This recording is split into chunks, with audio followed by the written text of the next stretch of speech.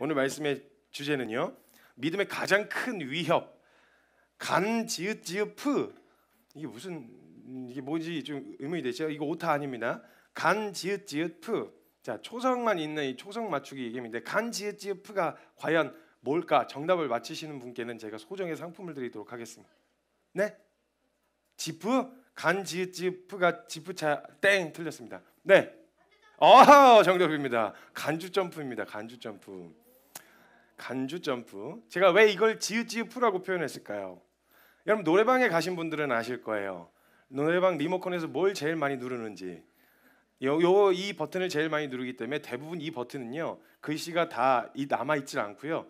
간 지읒 지읒 프로 이렇게 눌려가지고 글씨가 지워져 있습니다. 하도 많이 눌러가지고. 근데 이제 노래방에선 시간을 줄이기, 시간으로 주어지는 거니까, 곡수가 아니고 시간 수니까, 시간으로 따지니까 빨리빨리 볼 필요한 것들은 지나쳐야 되겠지만, 믿음에서 우리가 이 간주 점프를 굉장히 많이 사용합니다. 근데 이게 가장 큰 위협입니다. 여러분 노래방은 괜찮지만, 여러분 만약 공부를 하신다거나 운동을 하실 때요, 가장 중요하게 먼저 닦아놔야 할 것들을 닦아놓지 않은 채 간주 점프를 해버리면, 그 다음에 반드시 어느 지점에 성장을 해가는 것처럼 보이다가 어느 지점에 가면 반드시 한계에 부딪히게 되어져요. 그래서 가장 중요한 걸 먼저 잘 닦아놔야 되는데, 이걸 자꾸 간주 점프하는 바람에, 이걸 뛰어넘어 버리는 바람에 그 이상 실력이 더 성장하지 못하고 거기에 이렇게 머물러 있는 상태인데, 정말 우리의 신앙에도 가장 큰 위협입니다. 간주 점프. 됐다 치고 그냥 뭐 다들 이야기하니까 그냥 그렇다 치고 넘어가는 이 태도가 정말 위험한 태도입니다. 그래서 믿음의 가장 큰 위협, 간주 점프라고 하는 말씀 주제로 오늘 함께 은혜를 나눠보도록 하겠습니다. 먼저 본문 말씀 함께 볼 텐데요, 신명기 6장, 좀 길어서 한 절씩 번갈아 가면서 읽도록 할 텐데요, 신명기 6장 6절에서 25절까지의 말씀입니다. 오늘 내가 너에게 명하는 이 말씀을 너는 마음에 새기고 내 자녀에게 부지런히 가르치며 집에 앉았을 때든지 길을 갈 때든지 누워 있을 때든지 일어날 때든지 이 말씀을 강론할 것이며, 너는 또 그것을 내 손목에 메어 기호를 삼으며 내 미간에 붙여 표로 삼고 또 내 집 문설주와 바깥문에 기록할지니라. 너의 하나님 여호와께서 너의 조상 아브라함과 이삭과 야곱을 향하여 너에게 주리라 맹세하신 땅으로 너를 들어가게 하시고, 너가 건축하지 아니한 크고 아름다운 성읍을 얻게 하시며, 내가 채우지 아니한 아름다운 물건이 가득한 집을 얻게 하시며, 내가 피지 아니한 내가 심지 아니한 포도원과 감람나무를 차지하게 하사 내게 배불리 먹게 하실 때에, 너는 조심하여 너를 애굽 땅 종되었던 집에서 인도하여 내신 여호와를 잊지 말고 내 하나님 여호와를 경외하며 그를 섬기며 그의 이름으로 맹세할 것이니라. 너희는 다른 신들 곧 내 사면에 있는 백성의 신들을 따르지 말라. 너희 중에 계신 너희의 하나님 여호와는 질투하시는 하나님이신즉 너희의 하나님 여호와께서 내게 진노하사 너를 지면에서 멸절시키실까 두려워하노라. 너희가 마사에서 시험한 것 같이 너희의 하나님 여호와를 시험하지 말고 너희의 하나님 여호와께서 너희에게 명하신 명령과 증거와 규례를 삼가 지키며, 여호와께서 보시기에 정직하고 선량한 일을 행하라. 그리하면 내가 복을 받고 그 땅에 들어가서 여호와께서 모든 대적을 내 앞에서 쫓아내시겠다고 내 조상들에게 맹세하신 아름다운 땅을 차지하리니 여호와의 말씀과 같으니라. 후일에 내 아들이 내게 묻기를 우리 하나님 여호와께서 명령하신 증거와 규례와 법도가 무슨 뜻이냐 하거든. 너는 너의 아들에게 이르기를 우리가 옛적 애굽에서 바로의 종이 되었더니 여호와께서 권능의 손으로 우리를 애굽에서 인도하여 내셨나니, 곧 여호와께서 우리의 목전에서 크고 두려운 이적과 기사를 애굽과 바로와 그의 온 집에 베푸시고, 우리 조상들에게 맹세하신 땅을 우리에게 주어 들어가게 하시려고 우리를 거기서 인도하여 내시고, 여호와께서 우리에게 이 모든 규례를 지키라 명령하셨으니 이는 우리가 우리 하나님 여호와를 경외하여 항상 복을 누리게 하기 위하심이며, 또 여호와께서 우리를 오늘과 같이 살게 하려 하심이라. 우리가 그 명령대로 이 모든 명령을 우리 하나님 여호와 앞에서 삼가 지키면 그것이 곧 우리의 의로움이니라 할지니라. 아멘. 아멘. 여러분 우리가 신앙생활하면서 다양한 사람들, 특히 권위자로 세워진 사람들에게서부터 믿음을 요구받습니다. 그리고 성경에서도 하나님 저와 여러분에게 너의 믿음을 보여라, 너 정말 믿는지 확인해 봐야 되겠다, 우리 시험하시기도 하시면서 우리의 믿음이 요구받습니다. 그래서 이 믿음을 보여드리기 위해서 보여주려고 하는데 어떻게 보여주면 믿음 있다. 그 요구에 어떻게 반응하면 우리가 믿음 있다고 평가를 받을 수 있게 되어지냐는 거죠. 문제는요, 요구받는 믿음의 기준이 각기 다 달라서 해석하는 관점이 각기 다 달라서 어떤 사람에게 어떤 요구를 받는지에 따라 현재 나는 믿음이 있기도 하고 없기도 하는 거예요. 그래서 어떤 리더, 어떤 권위자에게는 너가 내 말에 그냥 고지고대로 그냥 말에 따라라고 이야기해서 그 말을 고지고대로 따르는 것을 순종으로 보는 사람이 있고요. 또 어떤 사람은요, 한번 너 적극적이고 능동적인 태도로 막 찾아서 네가 한번 해봐. 그래서 뭔가 시키진 않았는데 혼자 이렇게 뭔가 능동적으로 움직이는 믿음을 요구하는 사람도 있습니다. 그러다 보니까 능동적으로 움직이는 게 믿음인 건지, 그래서 내가 막 생각하는 것들이 정말 이렇게 능동적으로 해서 내가 하나님 앞에 말씀을 스스로 찾고 가야 하는 것이 이게 믿음인 건지. 근데 또 어떤 이든 그거 보면서 너 생각할 것 이상의 것을 생각하지 말라고 주님 분명 말씀하셨어. 나대지 말어. 권위 순종해야지. 또 이렇게 얘기하는 사람도 있고.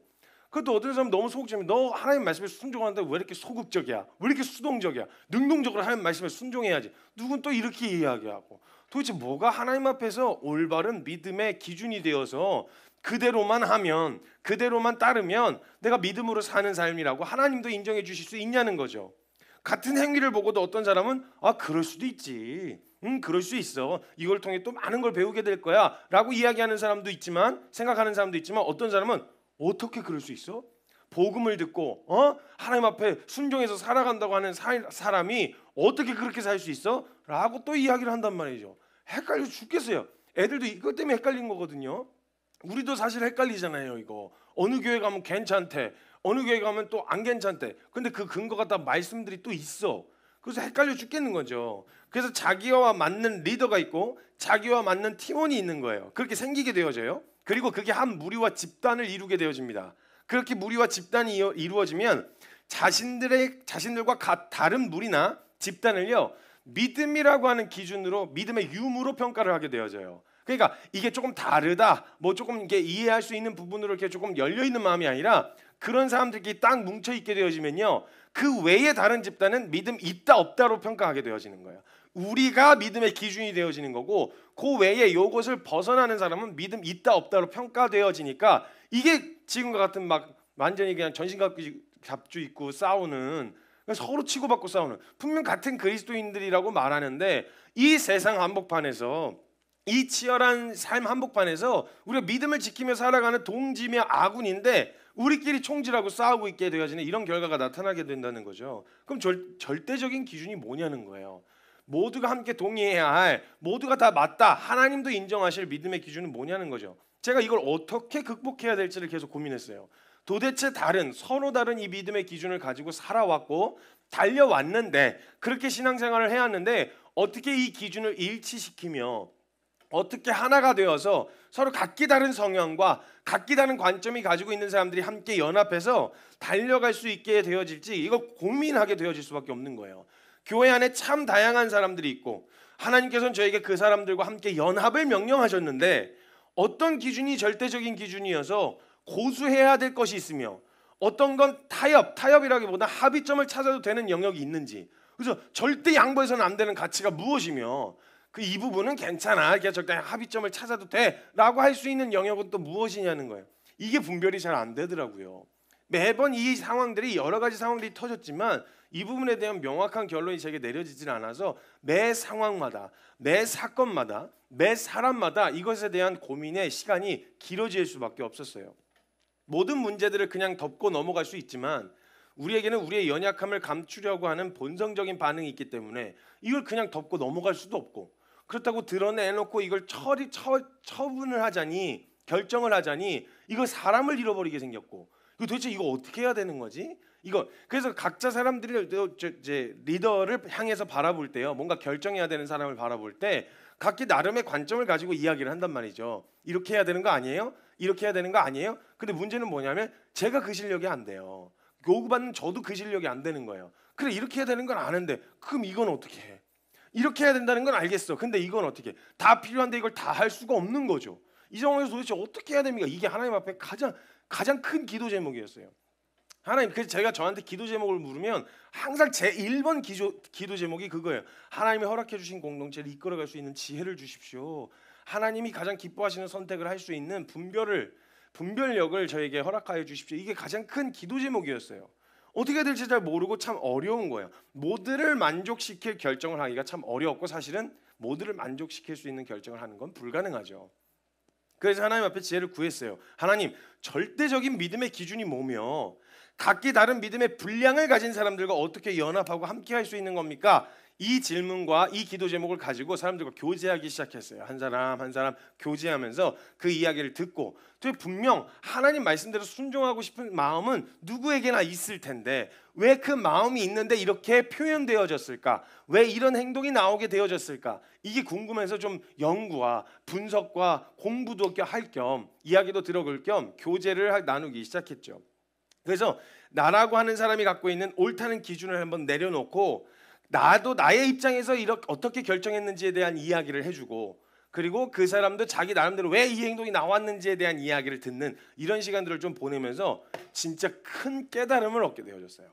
진짜 큰 깨달음. 한 가지 분명하게 깨달았던 건, 와, 진짜 모르겠다. 들어도 정말 모르겠다. 알 수 있는 영역이 아닌갑다.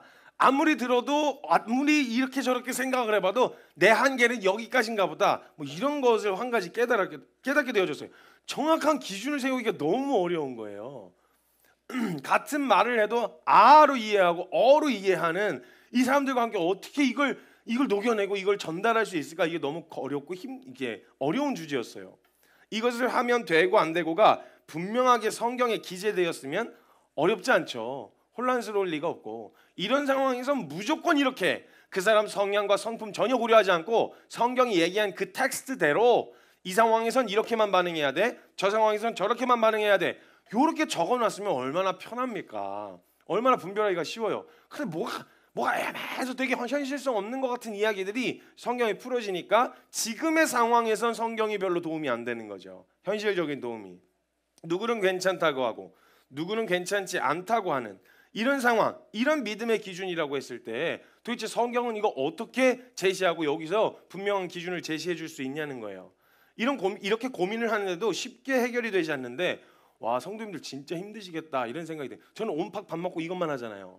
이걸 하면서 고민을 하는데도 답을 찾기가 정말 어려운데, 성도님들은 진짜 막 현실에서 막 몰려오는 상황들 하나씩 수습해가면서 그 상황에서 여기서 필요한 믿음의 태도는 무엇일까를 고민하시면서 이걸 찾는다는 게 진짜 어렵겠다. 이거 진짜 부담감이 생겼어요. 이거 찾아드려야 되겠다. 이거 진짜 내가 정말 맡겨진 영역이니까, 책임이니까 이걸 어떻게든 찾아서 성도님들이 이런 생각하는 시간을 좀 줄일 수 있도록 하나님께 이제 구했어요. 하나님, 이거 찾아줘야 돼요. 이거 저에게 맡겨주신 영역이잖아요 하고 주님께 나아갔을 때 주님이 가르쳐 주셨던 은혜, 저에게 가르쳐 주셨던 은혜를 오늘 좀 나누려고 해요. 누구는 괜찮다고 하고 누구는 괜찮지 않다고 하고 누구는 믿음이라 하고 누구는 믿음이 아니라고 하는 이 상황에서 우리는 어떤 태도로 서야 하는 게 지혜로운 태도이며 믿음의 반응일까라고 하는 질문 앞에서 가르쳐 주신 원리예요. 저도 이 부분이 가장 혼란스러웠거든요. 왜냐하면 제가 이전에 사역했었던 단체에서 6개월마다 팀이 바뀌었어요. 그러니까 리더가 매번 바뀐다는 얘기죠. 참 세상에는 다양한 사람들이 있구나를 경험하게 되어지는 시간이었어요. 저도 그 다양한 사람 중에 하나이고요. 그래서 6개월마다 팀이 바뀌니까 리더가 계속 바뀌는데, 와, 이런 리더도 있구나. 좋은 의미로서 그런 의미도 있고, 와, 이런 인간도 있구나라고 하는 뭐 나쁜 의미로서의 또 그런 의미도 있을 수 있을 것 같아요. 근데 그 리더마다 요구하는 믿음의 기준이 다른 거죠. 어떤 사람은 가는 게 믿음이라 그러고 어떤 사람은 서는 게 믿음이라. 그래서 뭐가 믿음이에요? 저는 저번에 가라 그래서 갔는데 어떤 게 믿음이에요? 저도 그렇게 살고 싶은 마음이 있고, 물론 저도 하기 싫은 마음 때문에 싸우는 일들도 있지만, 근데 어찌됐건 궁극적으로 하고 싶은 마음이 있는 거니까 또 절대적인 믿음의 기준을 알려달라고 이야기를 해도 절대적인 믿음의 기준을 알려주는 리더는 없었어요. 그건 저도 리더가 되고 나서 깨닫게 되어진 거였죠. 절대적인 기준을 제시할 수 없었겠구나. 없다라고 하는 생각이 내려졌어요. 그래서 저는 그때까지만 해도 절대적인 믿음의 기준은 없다. 각기 그냥 믿음의 분량만큼 그냥 사는 거지 뭐, 이런 생각을 해서 생각을 정리했었단 말이죠. 그죠? 제가 생각할 때 아닌 것 같다고 생각하는 부분은 제가 리더가 되고 나선 그렇게 하지 않으려고 애를 썼는데, 근데 제가 리더가 되고 나니까 그 사람이 왜 그렇게 얘기했는지를 알겠는 거예요. 왜 그렇게 아니라고 했는지, 왜 그게 맞다고 했는지를 알겠는 거 있죠. 근데 그래서 제가 똑같은 소리를 하고 있는 걸 저를 발견하게 됐어요.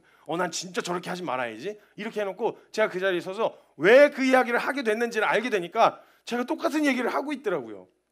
그러니까 이런 영역에서의 분명한 기준, 분명한 방향, 이거에 대한 부분이 명확하게 내려지지 않았었던 부분이 있었던 거죠. 근데 이 과정을 지나오면서 하나님께서 이것에 대한 원리를 가지고 고민 끝에 가르쳐 주신 은혜를 오늘 나누려고 합니다. 여러분, 가장 중요한 핵심은 우리에게요, 정말 성경에서 말한 믿음의 절대적인 기준이 분명하게 세워졌느냐, 이거 짚고 넘어가야 되더라고요.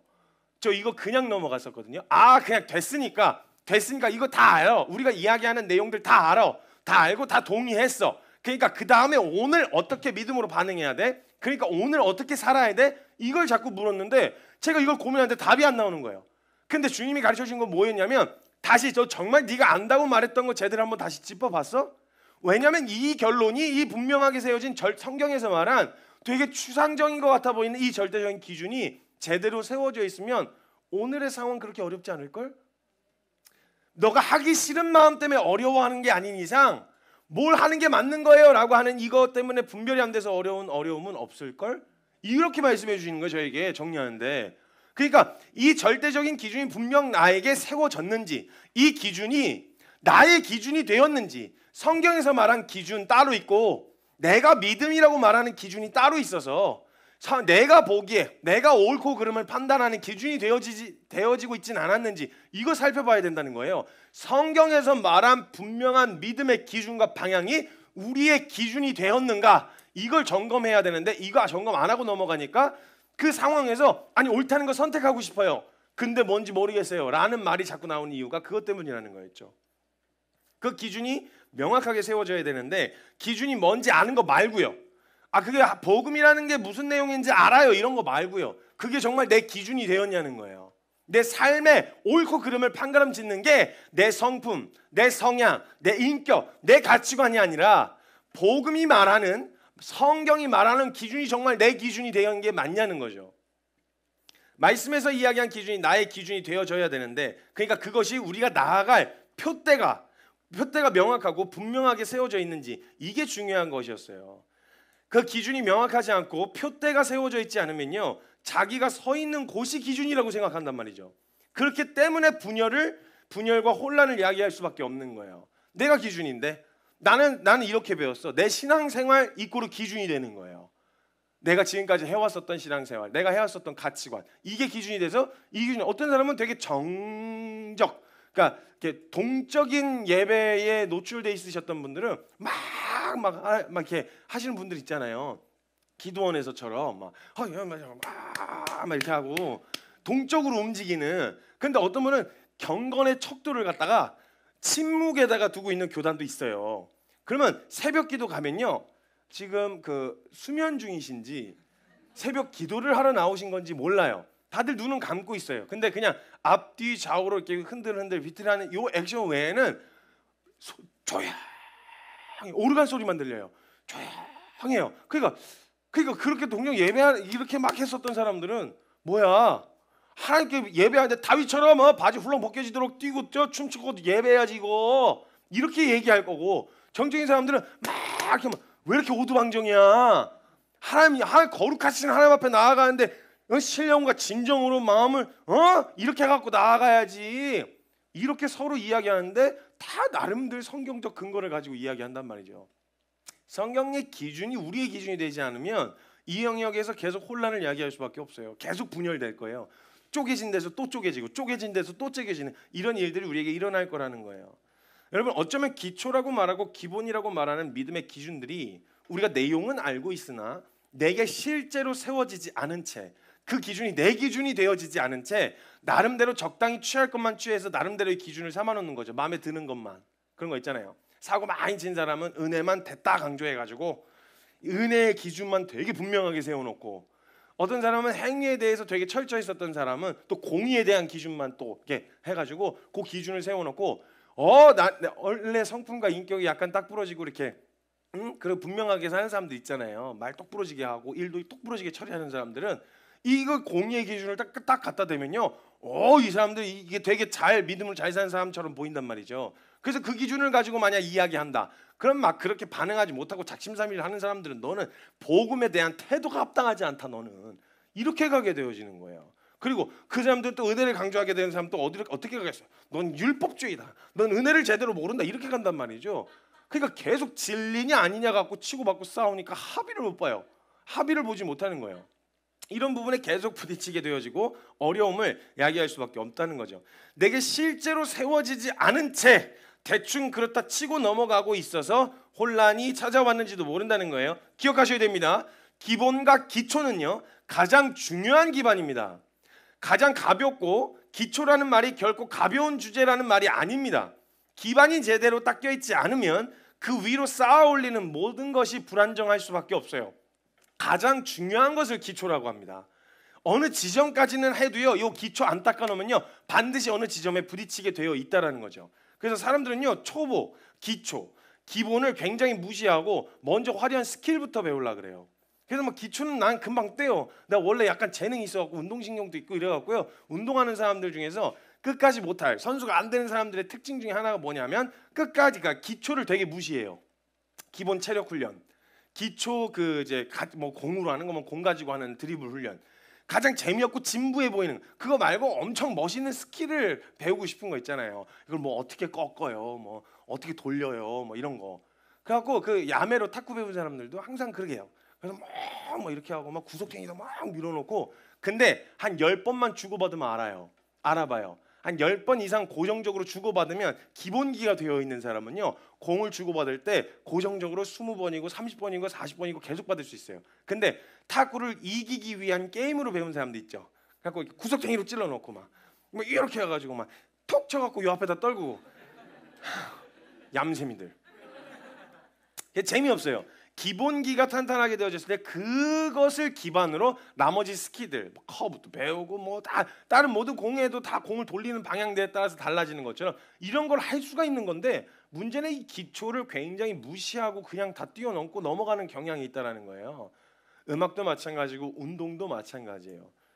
그러니까 그런 태도들이 우리 안에 있게 되어지면 신앙이 불안정할 수밖에 없는 거예요. 가장 닦아놨어야 하는 분명 내 기준이 됐어야 하는 나의 기준이 됐어야 하는 분명한 성경의 기준들이 실제로는 내 기준이 안 됐는데 기준이 됐다고 생각하고 동의하는 몇 가지만 기준이 됐다고 생각하고 신앙생활을 시작해버리니 이 영역에 있어서 항상 그 상황마다 혼란을 이야기할 수밖에 없었다는 거죠. 자, 만약에 성경의 내용을 동의하는 것을 넘어서서요 성경에서 이야기한 믿음의 기준이 세워져 있으면요 웬만한 문제는 문제도 아니에요. 웬만한 문제는 문제도 아니고 그러니까 어렵게 느껴지는 건 있지만 어떻게 해야 할지 몰라서 어려운 건 없어요. 분명하게 방향이 정해져 있으니까. 아니면 그 각기 처한 상황에서 반응하는 우리의 반응은요 믿음의 유무의 문제가 아니라 믿음의 분량의 차이가 되어지기 때문에 상대를 비판하거나 판단하거나 믿음의 유무로 논쟁할 이유가 없어요. 그럼 한번 우리가 알고 있었던 내용이 실제로 기준이 되어서 우리에게 세워진 게 맞는지 성경에서 말한 복음의 기준과 믿음의 기준이 정확하게 우리에게 딱 세워져 가지고 우리의 기준이 내 생각과 내 가치관의 기준이 아니라 성경적 기준이 제대로 세워져 있는 게 맞는지 한번 점검해 보자는 거예요. 그럼 아마 지금 내가 해결이 안 되는 문제들이 이 기준이 제대로 세워져 있는 게 맞다면 해결이 될 것이고 해결이 안 된다고 했을 때 요걸 먼저 짚어서 점검해 봐야 된다는 거예요. 자, 그럼 한번 성경에서 말했던 믿음의 절대적인 기준입니다. 절대적인 기준. 여러분 제가 이야기할 때 불편하거나 어렵지 않으실 거예요. 왜냐면 다 동의하시던 부분들이라서.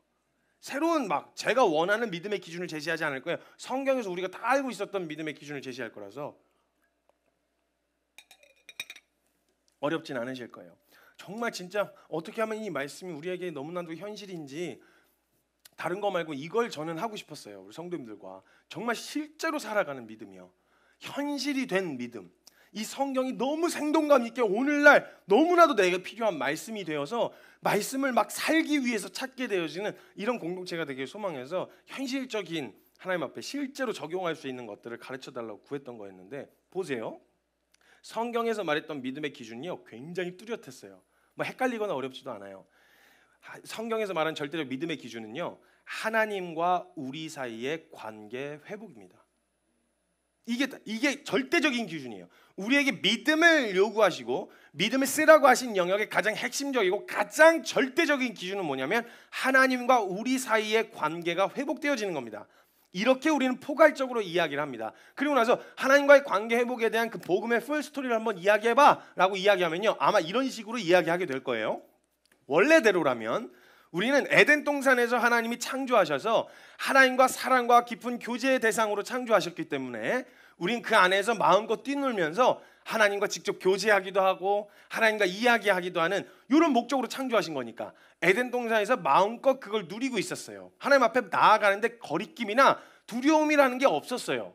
그래서 그렇게 살아가던 어느 날 범죄를 하게 되어진 거죠. 그래서 죄로 말미암아 하나님과 마음껏 교제할 수 있는 존재였는데 이제는 더 이상 하나님 앞에 나아갈 수도 없고 하나님 앞에 설 수조차 없는, 볼 수도 없는 그런 존재적으로 죄인이 되어버린 거죠.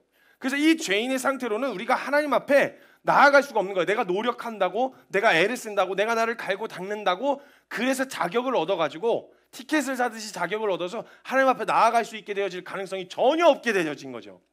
그래서 그렇게 없게 되어졌다는 걸 우리가 깨달았고 이걸 나도 깨달았을 뿐 아니라 하나님께서도 이미 알고 계셔서 우리가 구하기 전에 필요한 줄 아시고 뭔가 노력을 한 다음에 야 해봤는데 안 되겠다 야 이래갖고 준비하신 게 아니라 이미 이거 그렇게 해갖고 나에게 나올 수 없다는 걸 미리 아신 하나님께서 창세 전에 예수 그리스도를 먼저 계획해 놓고 계셨어요.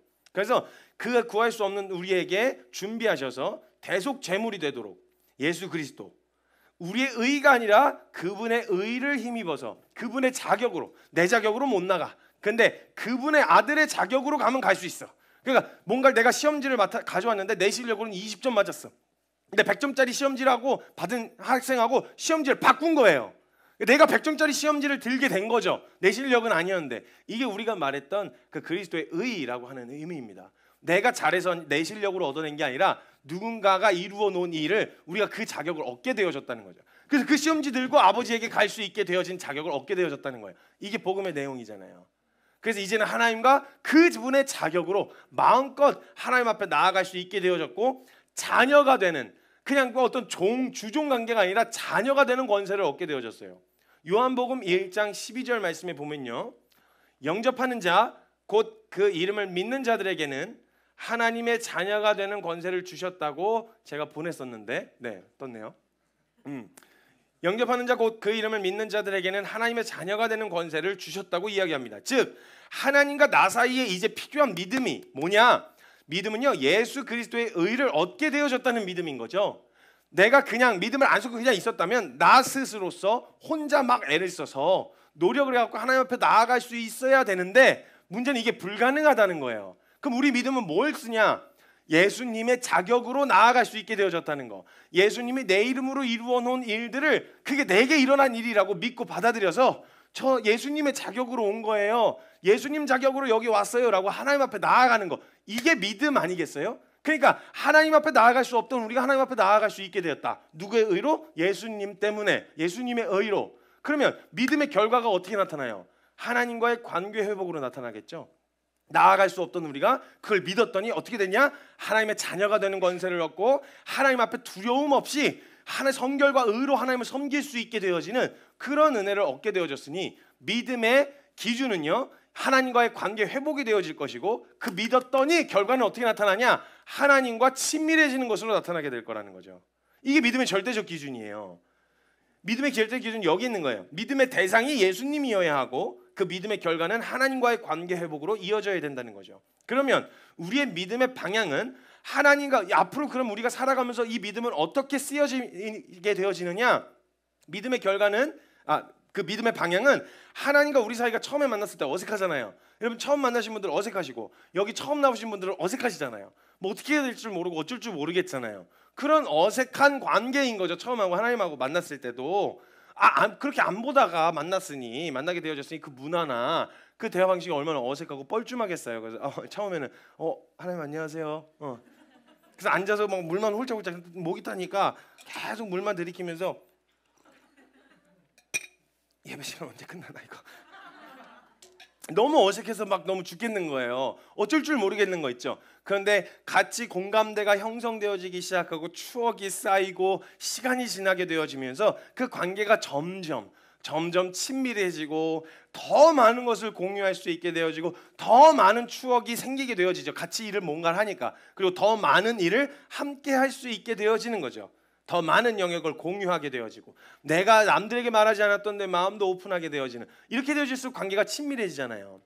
그러니까 이런 방향으로 향하게 되어진다는 거예요. 이거 알고 계시죠? 네, 이거 알고 계셨단 말이죠. 우리가 알고 있는 이 내용들, 이게 정말 우리의 믿음의 방향이 되어야 되고 우리가 앞으로 살아가는 믿음의, 이 땅에서 육체를 입고 살아가면서 우리의 믿음의 방향은 이렇게 향해야 돼요. 하나님과 더 가까이, 하나님과 더 친밀하게 이렇게 나아가야 된다는 거죠. 이건 이미 알고 있었던 내용이란 말이죠. 근데 이 내용 안에 분명하게 짚고 넘어가야 되는 기준들이 딱딱딱딱 세워져 있는데 이걸 그냥 뭉뚱그려서 포괄적으로 그런 거 너무 좋아요 이렇게 받아들이면요, 이거 안 돼요. 이게 말로서는 동의할 수 있는데요, 하나님과 친밀해지는 거 말로서는 동의할 수 있는데 그 안에서 분명히 짚고 넘어가야 되는 걸 그냥 간주점프하고 넘어가 버리면 이게 친밀하게 되어지지 않아요. 이게 깊은 관계로 나아가기가 어려워진다라고요. 알고 있는 이 내용 안에 구체적으로 정립했어야 하는 개념들을 확실하게 정립하고 도장 찍은 게 맞냐는 거예요. 어느 하나라도 우리에게 확실하게 실제가 되지 않으면요, 반드시 오늘 직면한 상황 앞에서 혼란을 겪을 수밖에 없어요.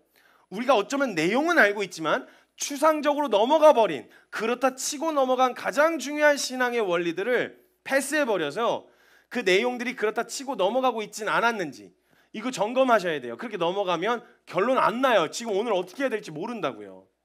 자, 그러면 요 안에 지금 우리가 말한, 제가 방금 이야기한 요 짧은 내용 안에 우리가 죄인이었는데 하나님 앞에서 그 예수 그리스도의 의를 힘입어서 하나님과 친밀하게 되어졌다라고 말하는 짧게 말한 이 내용 안에 반드시 도장 찍고 넘어갔어야 되는, 참 잘했어요 도장 있죠. 확실한 도장. 오케이 패스, 이거 됐구나라고 이제 도장을 찍어야 되는 요 영역에 대해서 확실하게 도장 찍었는지 보셔야 돼요.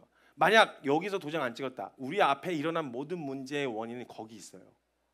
보세요. 요 내용, 지금 요 내용, 요 친밀해지기까지의 요 과정 안에서 반드시 점검되어지고 찍고 넘어갔어야 되는 부분이 뭐냐? 예수님을, 첫 번째입니다. 예수님을 그리스도로서 만났다는 말은 무슨 말이냐? 구원자. 그리스도란 말은 구원자란 말입니다. 예수님을 구원자로 만나게 되어졌다. 예수님이 내 구원자세요 라고 말했던 말은 뭐냐? 내가 얼마나 그리스도의 은혜가 없이는, 그분이 날 구원해 주시지 않으면 소망이 없는 존재였다라는 걸 인정했다는 의미가 담겨 있어요. 이게 확실하게 인정돼야 돼요.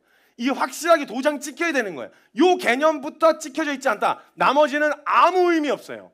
말은 친밀이고 말은 하나님과 가까이 되어지는데 그리스도로 만나야만 하나님과 친밀하게 되어지는데, 그리스도로 만났다는 그 말 자체, 구원자로 만났다는 것 자체가 벌써 나는 구원이 필요한 대상, 구원이 필요한 대상이라는 거예요. 살려주세요 이 말이에요. 난 물에 빠졌다. 나 지금 이거 이렇게 누군가 도와주지 않으면 내 힘으로는 빠져나올 수 없는 상황에 놓여 있다 라고 하는 부분이라는 거죠. 이걸 내 스스로 인정했다는 것을 의미하고 있어요. 근데 보세요. 상황을 보면요, 야 이거 뭐 조심해 이렇게 얘기해서 제가 이렇게 얘기하면 당황하잖아요. 그래서 나 너의 생명의 은인이야. 너 나 아니었으면 너 지금 큰일 날 뻔했어. 생명의 은인이야. 앞으로 잘해. 이렇게 이야기하면 어때요? 황당하죠? 어이없고 되게 황당합니다. 이렇게 이야기해서 제가 만약에 도움이 필요하지도 않았는데 갑자기 가갖고 막 이렇게 해놓고 나 너 생명의 은인이야, 잘해 이렇게 이야기하면 고맙다라는 보다 얘 뭐냐 얘 수작거나 막 이런 생각이 들어요. 무슨 수작질이야 이게. 생명의 은인이라니, 내가 지금 위험에 처하지도 않았는데. 근데 만약에요, 저는 아무 액션도 취하지 않고 있었는데 이쪽 편에서 먼저 저 좀 도와주세요, 저 좀 살려주세요 하고 나서 도와주면 이 사람은 제가 얘기하지 않아도 생명의 은인이십니다 라고 이야기할 거란 말이죠. 그렇죠? 근데 우리가 만약에 죄인이란 거 제대로 인정도 안 되는데 예수님이 자꾸 막 십자가 얘기하면서 내가 널 구원했대. 무슨 짓이야 저게 도대체. 난 구원이 필요하지가 않은데, 나는 뭐 도움이 필요하지 않은데 왜 저러는 거야? 난 그냥 잘 먹고 잘 살고 있는데 왜 갑자기 나 대신해서 죽는데? 이렇게 되어지면 그 다음부터 내용은 다 꼬여요. 성경의 내용 자체가 이해 안 돼요. 그러니까 우리가 죄인이라는 걸 교회에 오면요, 이게 인정됐냐 안 됐냐 상관없이 인정 안 하면 신앙생활하기 어려운 분위기잖아요. 그러니까 내가 진짜 내가 죄인이구나. 이걸 생각할 기회를 제대로 확인하고 들여다볼 새도 없이 죄인이라고, 당신은 죄인이십니까? 아니라고 하면 되게 뭔가 이상한 사람이 되는 것 같은 느낌 있잖아요. 당신 죄인이십니까? 뭐 그렇다던데요? 뭐 그러라던데요? 뭐 그렇게 물어보면 다 죄인이라고 얘기하라던데요? 이런 식으로 대충 짚고 넘어간 요 결론 제대로 안 찍혀 있으면요, 그 다음에 은혜에 대한 이야기, 아무리 그 다음에 예수님이 이루신 이야기를 해도 이게 무슨 수작인가 싶지, 이게 은혜로, 이게 내게 일어난 일이구나 라고 하는 은혜로 다가오지는 않는다라는 거예요. 정말 생명의 은인이라고 내가 체감되어질 정도로 느끼게 되어지는, 야 이거 은혜구나, 정말 감사합니다, 저 살려주셔서 정말 고마워요가 되려면 우리 안에 제일 먼저 인정되어지고 확실하게 도장받아야 되는 게 뭐냐? 나 진짜 소망 없구나. 사도 바울의 그 탄식, 내가 죄인 중에 개수구나. 오호라 나는 공고한 사람이라. 누가 나를 이 사망의 몸에서 건져내랴. 이게 확실하게 찍혀야 된다는 거예요. 진짜 주변에서 너는 죄인이야 라고 해서, 혹은 사람들이 다 죄인이라고 하길래 교회 다니면 다 그렇게 얘기해야 되는 줄 알았지. 근데 실제로 죄인이냐라고 물었을 땐 너 그렇게까지 뭐 잘못한 거 없는 것 같은데, 이게 반응으로 딱 나온단 말이에요. 죄인으로 인정된 사람과 인정되지 않은 사람의 차이가 커요. 이거 확실하게 찍었냐는 거예요. 그냥 나는 죄인이구나 이렇게 해서는 성경에서 이야기하는 은혜는 난 괜찮은데 억지로 약을 팔려고 수작 부리는 거로밖에 안 보여요. 교회로 끌어들이려고 당신 죄인입니다 이러다 죽어요 라고 이야기하는 게 어떻게든 협박해갖고 여기 끌어들여갖고 헌금 많이 내고 이렇게 하려고 하는 수작으로밖에 안 보인다고요, 사람들한텐. 근데 정말 우와, 야 나 이러다 죽게 생겼네, 정말 허망하네, 이거 정말 아무것도 내게 남아 있는 게 없네, 어떤 것도 날 만족시킬 수 없네, 내가 생각하는 게 항상 악한 것밖에 없네 라고 하는 내가 죄인이라는 걸 확실하게 도장찍으면 그때부터 은혜는 다른 의미로 다가오죠. 이게 어떻게 현실이지 않을 수 있겠어요, 그렇게 인정된 사람에게. 진짜 내 입에서 와, 난 진짜 소망 없는 죄인이구나. 여러분 이 탄식을 뱉어보신 적이 있으신가요? 야, 그냥 나에 대해서 실망했어. 나에 대해서 실망한 정도 말고 와, 진짜 나 죄인이구나. 그래서 이 죄에 대한 확실한 심판 아니고선 답이 없었겠구나. 야, 나 진짜 죄인이네. 내 생각하는 게 어떻게 이렇게 음란하고 어떻게 이렇게 더럽고. 여러분 그냥 생각한 거 쓱 스쳐 지나가셔가지고 내가 별 생각 안 한 것 같고 그래도 나름 깨끗한 것 같고 그래도 나름 잘 절제하면서 사는 것 같죠. 우리가 생각하는 것이 얼마나 악한지. 노아의 방주의 사건에서 하나님이 그들을 심판하시려고 할 때 그들의 마음과 생각이 항상 생각하는 것마다 항상 악할 뿐임을 보시고 탄식하실 정도. 하나님 보실 때 하나님이 그렇게 기쁜 마음으로 창조하셨던 그것을 보시면서도 탄식, 나 진짜 이거 괜히 만들었나 보다 이렇게 후회하실 정도로 얼마나 잔혹하고 얼마나 음란하고 얼마나 방탕하고 더러운지를 경험한. 여러분 우리가 울타리, 법이라고 하는 체계적인 울타리 안에 있어가지고 우리가 그렇게 비춰지지만, 여러분 만약 법 사라지고 그 울타리 사라지고 나면 여기 뭐가 남을 것 같으세요? 저희가 그 프로젝트를 했어요. 내가 죄인이라는 걸 어떤 친구가 제가 죄인이라는 걸 어떻게 알 수 있죠? 근데 그거 얼마 걸리지도 않아. 내가 죄인이구나라는 걸 보는 건 진짜 간단하거든요. 일단 성경 말씀 기준으로 첫 번째는요, 그냥 생각하는 거 적어봐. 그래서 여러분 그 유튜브 검색창에다가 데스노트, 그 다윗의 열쇠 데스노트 찾아보세요.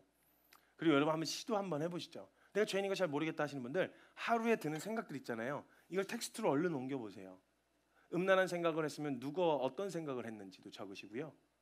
내가 뭔가 갖고 싶었다, 뭘 하고 싶었다, 어떻게 했다, 내 생각 찾아 들어오는 거 한번 노트에다가 내 눈에 보이도록. 이게 안 보여서 쓱 지나가니까 그래도 괜찮지라고 생각하실 수 있는데, 여러분 찾아오는 생각 노트에다가 한 이틀 정도만 적어보세요. 내가 죄인이라는 거 인정하는 거 이틀도 안 걸려요. 그 생각을 만약에 까발려서 다른 사람에게 보여준다고 생각해 보시죠. 이 노트를 가져가서 요 앞에 올라와가지고 제가 오늘 하루 동안 생각한 내용입니다 이러면서 쭉 한번 읊어보실 수 있으시겠어요? 못해요. 근데 하나님은 뭘 보시냐? 우리의 마음과 생각을 감찰하신다고 하셨잖아요. 사람들에겐 감출 수 있어도 하나님께는 감출 수 없다는 거예요. 근데 하나님께 의롭다 하심을 받아야 되는데 우리가 어떻게 하나님 앞에 나아갈 수 있겠냐는 거예요. 그 생각을 가지고 그 남들 앞에, 사람들 앞에 꺼내놓기도 부끄러운 내용을 가지고 이미 모든 내용을 다 알고 계신 하나님 앞에 우리가 어떻게 나아갈 수 있겠냐는 거예요. 죄인이라는 거 보는 거 어렵지 않아요. 그냥 눈 감고 인정하기 싫어서 버티는 거 아니라면 죄인이라는 거 인정하고 보는 건 크게 어려운 일이 아닙니다. 정말 내 입에서 야, 나 진짜 소망 없는 죄인이구나, 이게 탄식이 되어지는. 그래서 로마서 7장 24절의 고백이 그냥 사도 바울의 고백이 터져 나오는 거예요. 내게서도 오호라, 난 공고한 사람이라. 누가 나를 이 사망의 몸에서 건져내랴. 여러분, 이거 하나만 제대로 인정되잖아요. 아마도 지금 우리가 분별 안 되는 수많은 상황과 문제들이 대부분 해결될 거예요. 이거 하나만 제대로 인정돼도. 왜냐면요, 내가 죄인이라고 하니까 대충 인정했다 치고 넘어가는 이걸로는 그냥 뛰어넘기 해서는, 가주 점프해서는 안 돼요. 이거 제대로 도장 찍혀야 돼요. 이거 하나 제대로 인정되면 웬만한 문제 거의 다 해결돼요. 보실래요? 분명 알긴 아는데 어디선가 막혀 있었다. 여기부터 점검하세요. 여기부터. 내가 죄인이라는 것만 성경의 의미대로 인정이 되어져도요, 나보다 남을 낮게 여기는 게 가능해요. 낮게 여기는 게 아니라 더 낫다, 네가 나보다 더 낫다, 이게 가능해요. 왜냐면 내가 나를 알고 있기 때문에. 난 그 사람 모르잖아요. 어떤 생각을 했는지 모르죠. 근데 난 내가 무슨 생각하는지 알잖아요. 그러니까 그래도 이만할까? 이 사람이 나만 할까? 나만큼 더러울까? 나만큼 죄인일까? 네가 더 낫다. 모르니까 일단 남을 나보다 낮게 여기는 것이 가능하다라는 거예요. 남을 나보다 낮게 여기는 거 하나만 되어도요, 99.9%의 판단과 정죄의 이유는 사라져요. 요거 하나만 제대로 돼도요, 요거 하나만 인정돼도 왜 저래? 어떻게 저럴 수 있어? 어떻게 저래? 믿었다고 하면서 어떻게 저럴 수 있어?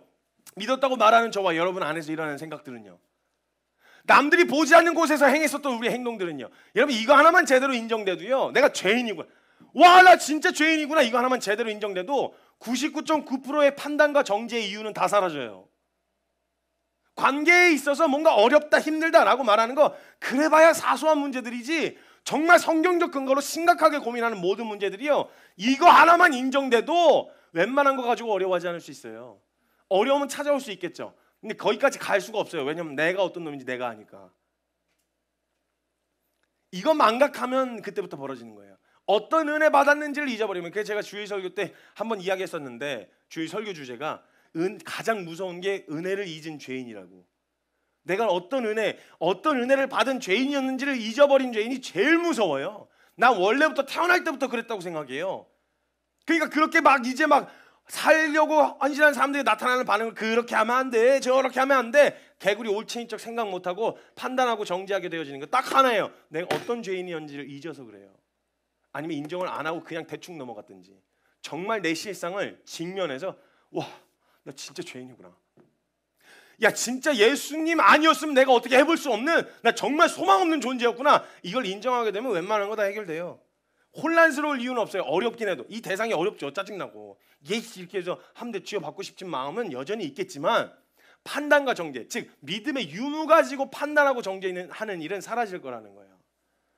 내가 죄인이라는 것을 인정하는 게 뭔지 모르겠다 하시는 분들 이렇게 생각하셔야 됩니다. 의인의 기준이 무엇일까를 생각하셔야 돼요.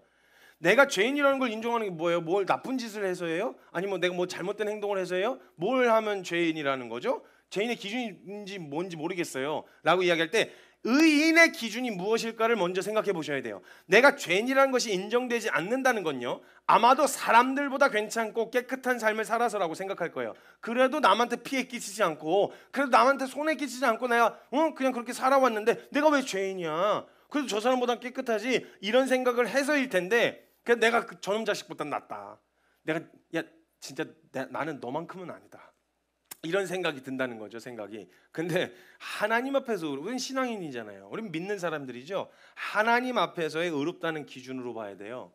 그럼 하나님 앞에서 의롭다는 기준은요, 사람들보다 깨끗하다라고 하는 상대적인 기준이 아닙니다. 절대적인 기준이에요. 하나님의 기준. 하나님의 기준. 사람들보다 깨끗하다는 말이 하나님 앞에서 깨끗하다는 말은 아닙니다. 사람들보다 착하고 선하다는 게 하나님 앞에서 선하다는 말은 결코 아니죠. 절대 공의의 기준이 공의이신 하나님 기준으로 봐야 된다는 거예요. 여러분, 우리가요 하나님을 알고 하나님의 성품을 알게 되어지고 그분이 어떠한 분이신지 알게 되어지면요, 그 기준엔 절대 이르를 수 없다는 걸 인정할 수밖에 없어요. 이게 인정되어지면요, 하나님 앞에서 죄는 심판 없이는 그냥 넘어갈 수가 없는 문제이고, 죄인인 나는 그 공의의 심판의 대상이 되어진다는 것을 함께 인정하게 되어지는 거예요. 와, 난 정확하게 심판의 대상이구나, 나 정확하게 저주받고 버림받고 벌 받아야 되는 대상이 나구나. 만약에 우리 생각까지도 하나님께서 기준으로 평가하시는 거라면 그 기준으로는 난 진짜 심판의 대상이다. 이것까지 함께 인정되어져야 된다는 거예요. 그럼 사도 바울과 같이 탄식처럼 나올 수밖에 없어요. 오라, 나는 공고한 사람이라. 이 말이 터져 나올 수밖에 없는 거예요. 여러분, 이거 정말 제대로 짚고 넘어간 거 맞나요? 교회에서 일어나는 그 수많은 문제들이요, 요거 하나만 제대로 인정돼도요, 요거 하나만 제대로 우리에게 이 기준이 정확하게 실제가 돼도 웬만한 거 갖고 싸울 일이 없어요. 나보다 남을 낮게 여기는 게 가능한데요, 내가 여기서 제일 더럽다, 죄인 중에 괴수다라는 걸 인정하는 거, 이게 제대로 인정됐다고 한다면 남을 섬기고, 그리고 어떤 말을 들은들 그게 어려움은, 잠시 잠깐 감정적 어려움은 찾아올 수 있겠지만 그게 뭘 그렇게 다른 말일까요? 원래 그런 취급을 당했어도 당했어야 될 놈인데, 만약 이게 인정됐다는 말은 내가 어떤 욕을 먹어도 먹을 수밖에 없는, 그걸 먹어도 싼 존재라는 걸 인정했다는 말인데, 무슨 말을 들었다 한들 오해로 만약에 제가 어떤 행동을 했는데 그게 막 전달돼서 오해야, 그거 정말 오해야 라고 말하는 사람들 대부분은 오해가 아니더라고요. 실제로 그런 일이 있었고, 왜냐면요, 아니 땐 굴뚝에 연기 안 나요. 그런 마음이 조금 섞여 있었다는 걸 자기가 부인할 수 없을걸요. 어떤 행동들이나 말에 대해서 정말 100% 오해면 그건 얘기를 해야 되겠지만, 대부분의 경우는 그런 뉘앙스, 그런 분위기를 풍기지 않았더라면 나오지 않았을 반응이었을 수도 있다라는 거예요. 그러니까 오해야라고 말했지만 사실 내 마음에 그런 마음이 있었던 거예요. 대놓고 안 물어보니까 쟤 진짜 뭐 이렇대 뭐 저렇대 얘기하지만 난 정말 너 생각해서 그런 거야, 오해야. 정말 그 의도만 있었을까요? 그 의도로만 이야기한 거 맞나요? 슬쩍 덮고 넘어간 거 말고요, 정말 여러분 죄인이라는 사실이 뼈저리게 체감될 정도로 인정되셨냐는 거예요. 이거 간주 점프하고 그냥 넘어가잖아요. 그 다음부터 안 풀려요. 그 다음 주제 한번 풀어가 보면 그 다음 주제가 안 풀린다는 거 그냥 된다는 거예요. 그럼 어떤 누군가는 또 이렇게 얘기할 수도 있죠. 그게 말처럼 쉽냐? 내가 어떤 취급을 받아도 싸다고 얘기하면서 그렇게 살아가는 게 어떻게 쉬워? 그게 되냐고. 이렇게 이야기한, 그게 알지만 현실에서 나를 어렵게 만드는 그 사람을 용서하고 용납하는 게 실제로 가능하냐라고 말한다는 것 자체가 벌써 이 중요한 개념을 그냥 덮고 넘어갔다는 증거예요. 현실적으로 어떻게 그게 가능해? 너는 용서할 수 있어? 저는요, 다른 거 그 뒤에 한 번 더 이야기하겠지만요, 이 결론이 명확하게 찍혀 있으면 시간이 얼마나 걸리든 결국 그 자리에 서요. 이거 제대로 찍혀 있으면. 내가 죄인이라는 말이 현실적이진 않은 거죠. 실제로 내가 제대로 세워진 건, 내게서 그 기준이 제대로 세워진 건 아니라는 거예요. 예, 기분 나쁠 수 있어요. 어려울 수도 있고요. 근데 이게 인정된 사람은요, 시간이 얼마나 걸리든 내가 어떤 존재였는지를 돌이켜 생각할 수밖에 없어요. 1만 달란트 탕감받은 자라는 사실을 금방 기억해낼 거예요. 그러면 어려워도 그 자리에 서게 되어져요. 시간이 얼마나 걸리든. 결국은 관계 문제가 해결되지 않고 있다면 합의점을 찾는 것보다요, 먼저 이 주제부터 점검해 보셔야 돼요. 내가 정말 죄인인 거 인정됐나? 그래도 나는 저 사람보다 깨끗하다는 생각을 하고 있진 않았나? 내가 저 사람보다 깨끗하고 잘났다는 것이 하나님 앞에 설 근거가 되어지진 않습니다, 여러분.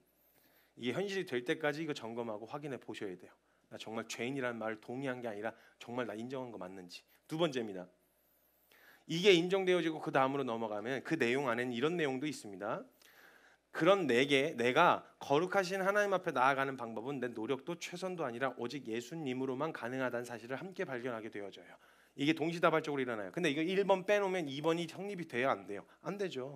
그러니까 1번 제대로 찍혀 있어야 돼요. 내가 죄인이라는 게 확실하게 인정돼야 돼요. 성경 곳곳에 자신이 얼마나 죄인인지를 인정한 사도들의 고백들과 믿음의 선진들의 고백들이 나와 있잖아요.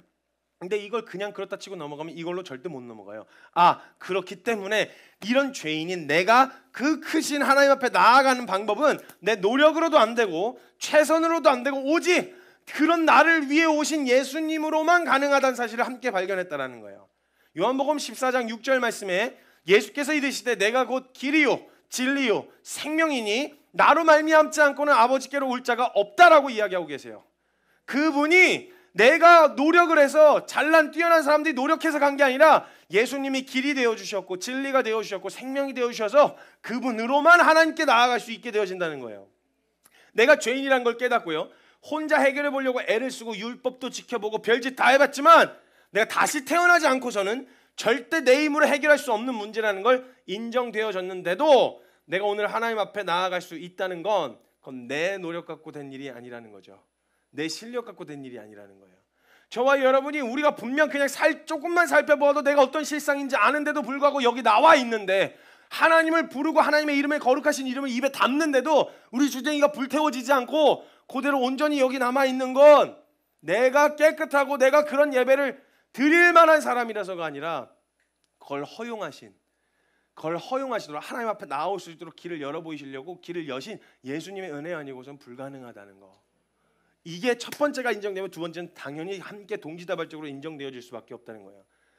그러니까 내 노력으로 얻은 게 아니라 예수님이 나 대신에 받았어야 하는 심판, 내가 받았어야 되는 심판을 대신 받으신 심판, 그리고 내게 주신 예수님의 생명 때문에 가능하다는 것이라는 게 말이 확실하게 도장 찍혀졌는데, 첫 번째, 두 번째 이게 맞물려 있습니다. 첫 번째를 제대로 인정하고 넘어갔다면 오늘 우리가 이 자리에 있는 건 내가 어떻게 했기 때문이 아니라 내가 어떻게 해서 이루어진 일이 아니라 은혜 때문에 있는 거잖아요. 그럼 여기서 자리 싸움 할 일이 뭐가 있어요? 내 자격으로 온 것도 아니고 내 실력으로 얻어낸 것도 아닌데 교회 오래 다닌 것 때문에요? 아니면 내가 가지고 있는 직분 때문에요? 내가 맡고 있는 역할 때문에요? 자존심 상하고 그걸로 자리 싸움 할 이유가 뭐가 있어요? 요거 하나만 제대로 인정돼도, 이거 하나만 제대로 진짜 분명하게 기준이 제대로 찍혀 있었으면 내가 받은 취급 대우 이게 무슨 상관이죠? 사실 따지고 봤을 때 어쩌면 그거에 막 분개하고 어려워하는 이유는 그래도 내가 어떻게 했는데, 그래도 내가 이런 사람인데, 그래도 내가 얼만큼 했는데 라고 하는 마음과 여운이 남아있기 때문이 아닐까요? 네, 그런 생각이 찾아 들어올 수 있지만요, 이 기준이 제대로 찍혀있는 사람은요, 시간이 얼마나 걸리든 그래 내가 한 거 아니잖아, 이거 주님이 하신 거잖아 하고 엎어지게 되어 있어요. 이게 제대로 찍혀 있으면. 근데 이게 제대로 찍혀 있지 않으니까 전부 다 그냥 치고받고 싸우는 난장판으로 가는 거예요. 교회에서. 교회가 그 은혜를 받아서 자격 없는 자들을 자격 있다고 불러주셔서 하나님이 존귀하다고 말씀하신 게 아니면 아무런 가치 없는 우리가 여기 와서 하나님 예배할 수 있게 된 건 그분의 은혜가 아니고서 설명이 안 되는데, 여기에서조차 등급을 매기고 있는 이런 거지 같고 이런 저급하고 이런 천박한 일들이 은혜를 말하고 똑같이 이야기를 하는데, 하나님과의 관계 회복을 이야기하고 있는데도 똑같이 일어나고 있다면 이거 점검해 봐야죠. 정말 내가 이루어서 내가 노력해서 얻은 게 아닌 게 확실하게 인정된 거 맞는지, 이거 정말 예수 그리스도의 의가 아니었으면 내가 이 자리에 서 있을 수 없다는 게 확실하게 인정되는지 이것 짚어봐야 돼요. 이것 짚어보면 웬만한 거 거의 다 또 해결돼요. 뭉퉁그려서 이만큼 해결돼요. 이거 우리에게 제대로 도장 찍고 넘어갔다면 웬만한 문제 역시 다 해결된다는 거죠. 어떤 상황에서 분하고 억울할 이유가 뭐가 있어요? 뭐가 분하고 뭐가 억울해요? 내가 한 게 아니고 어차피 주님이 하신 일인데 내가 분하고 억울할 일이 뭐가 있겠어요? 그렇게 억울하고 분한 이유는 내가 이만큼 했기 때문이라는 마음 때문이 아닐지 점검해 볼 수 있다라는 거죠. 그래도 내가 이만큼 했는데, 그래도 내가 이 정도 했는데, 이걸 곱씹을수록 억울하더라고요. 제가 담지 말아야 될 여러 가지 말들을 입에 담았던 적이 있어요. 욕을 했다는 말이 아닙니다. 욕을 했다는 게 아니라 제가 해서는 안 되는 말, 정말 이게 은혜로 하나님이 정말 이 공동체를 이끌어 오시고 하나님이 세우셨던 이 교회를 세우셨다라고 하는 이 마음을 절대 놓치지 않기 위해서 했어야 되는데, 제가 그냥 뱉었던 말, 내가 어떻게 했는데, 내가 이만큼 했는데, 내가 그래도 어떻게 했어, 어떻게 그럴 수 있어, 이런 이야기, 이런 종류의 이야기, 이거 정말 제대로 도장 찍었다면 여기에 머물러 있을 이유는 없죠. 뭐 공격이 찾아들어올 수 있어도 결국은 이 시간이 얼마나 걸리든 그 앞에 엎어질 수밖에 없는 거죠. 만약 내가 이 정도 했다는 생각 갖고 있으면 그걸 곱씹을수록 지금 상황이 되게 불합리하고 억울하게 다가오게 되어 있어요. 더 분하고 더 미움과 분노가 상대에게 향하게 되어지더라고요. 이거 간주 점프 안 하고 제대로 찍고 넘어간 거 맞나요? 죄인이라는 사실, 이걸 그냥 동의한 거, 교회 다니니까 동의하는 거 말고 정말 제대로 찍고 넘어갔고, 이건 내가 이룬 게 아니라 내 노력으로 이루어낸 게 아니라 실력으로 이루어낸 게 아니라 예수님의 은혜로 예수님이 이루신 일이라는 거, 이거 확실하게 인정됐나요? 이거 두 개만 인정돼도요 웬만한 문제는 다 거의 다 해결됩니다. 또 세 번째, 이제는 하나님과 함께 할 수 있게 되는 생명이 되어졌어요. 그러니까 그분과 함께하는 삶은 영원이라는 시간이 필요하기 때문에 이제 우리는 영원한 생명을 얻게 되어졌다는 의미입니다. 영원한 생명이요. 영원한 생명이요, 여러분. 요한복음 3장 16절에 이렇게 적혀 있습니다. 하나님이 세상을 이처럼 사랑하사 독생자를 주셨으니 이는 그를 믿는 자마다 멸망하지 않고 뭘 얻게 된다? 영생, 영원한 생명을 얻게 되어진다라고 이야기해요. 그러니까 우리는요 죽음 이후에 펼쳐질 영원한 시간을 기다리는 게 아니에요. 그러니까 죽음 이후에 펼쳐질 영혼을 기다리면서 사는 게 아니라 첫 번째와 두 번째 결론이 명확하게 내려졌잖아요. 내가 죄인이라는 거 알았고, 와, 이게 그리스도의 은혜라는 거 알게 되어졌어요. 그럼 이루신 구원으로 인해서 내가 하나님의 자녀가 되고 하나님의 그 자녀가 되는 권세를 얻게 되어졌잖아요. 그럼 이제 나는 어떻게 되어지냐? 말씀대로 영생이에요. 영원한 생명을 기다리는 게 아니라 그걸 믿는 순간부터 우린 영원 중에 한 날을 살고 있는 거예요. 오늘부터 그냥 영원 중에 한 날을 살고 있게 되어지는 거예요. 죽음이란 통과가 있어야 되겠지만 오해하지 마십시오, 여러분. 제가 안 죽고 영원히 산다는 말이 아닙니다. 그냥 오해하지 마십시오. 이만희가 약간 이상한 소리를 하는 그런 얘기가 아닙니다. 절대 오해하시면 안 됩니다. 죽음이란 과정을 통과해야 하지만 우리는 죽음 위에 펼쳐질 영원이라는 생명 때문에 그 주제에 내가 죽음 이후에 갈 수도 있고 못 갈 수도 있다는 이 두려움 때문에 전전긍긍하며 두려워하는 삶이 아니라는 거예요. 그러니까 여러분, 우리가 지난 설교 때도 얘기했지만 우리의 시간을 좀 영원의 관점으로 볼 필요가 있어요. 일시적인 이 땅에서의 삶이 전부라고 생각하는 거 말고 영원이라는 관점으로 상황을 좀 바라볼 필요가 있다는 거예요.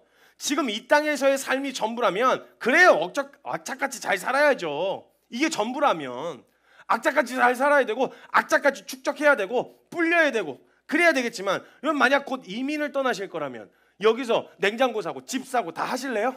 현금 다 돈을 갖다가 한화로 갖고 계시겠어요? 다 환전하죠. 이민을 갈 거라면 정리하잖아요. 가져갈 수 없는 것들을 정리하고 거기에다 크게 미련 두지 않잖아요. 여기다가 재물 안 쌓아놓는다고요. 돈이 있다면 환전하고 가져갈 수 없는 것은 미련 없이 처분하게 되어진다고요. 영원한 생명을 얻었다는 이 진리가 우리에게 실제 되어졌는가? 이 말 다른 말로 하면 무슨 말이냐? 여러분 정말 천국이 실제이신가요? 내가 죄인이라는 게 확실하게 인정되고, 이거 찍고 넘어가는 거 말고요. 대충 인정하고 넘어가는 거 말고요. 정말 우리가 복음을 이야기하고 성경이 사실이라고 믿는 사람들이 모여있는 거라면 이거 제대로 짚어야죠. 내가 죄인이라는 게 인정되어졌고, 그래서 나 심판받을 수 없다는 게 인정되어졌어요. 확실하게. 그리고 심판받을 줄 알았는데 예수님이 준비되어 있으셔서 그 모든 심판을 떠 안으셨대요. 더 이상 내게 내려질 심판은 없어요. 내게 내려져 있어야 하는 심판을 받아버리셨으니까. 그래서 그분을 믿는다라고 했을 땐 믿음으로 인해서 하나님 앞에 나아갈 수 있게 되어졌다는 거예요. 오케이, 나 이제 하나님과 소통 가능한 길이 열렸어. 그 다음부터 내 삶은 어떻게 펼쳐지냐? 그 생명을 얻은 사람은 영원한 삶을 살게 된대. 그럼 내 인생을 바라볼 때 영원의 관점으로 봐야 되잖아요. 정말 천국이 실제냐고요. 여러분 이거 하나만 제대로 실제되고 인쳐졌어도요, 또 웬만한 문제는 다 해결됩니다. 그렇죠? 이게 정말 사실이냐는 거예요. 성경에서 말한 기준대로 말은 그렇지만 현실은 그렇지가 않아, 이런 거 말고요. 정말 현실로서 실제냐는 거예요. 천국이. 이거 하나만 인정이 되고 확실하게 도장 찍혀도요, 우리가 간주전하고 그렇다 치고 다 동의하고 그래 천국과 지옥이 있어요, 이런 거 교회로 끌어들이기 위해 하는 말 말고요. 전 정말 여러분이 제대로 이 이루어진 일을 누리기를 원해요. 삶의 실제가 되길 원해요.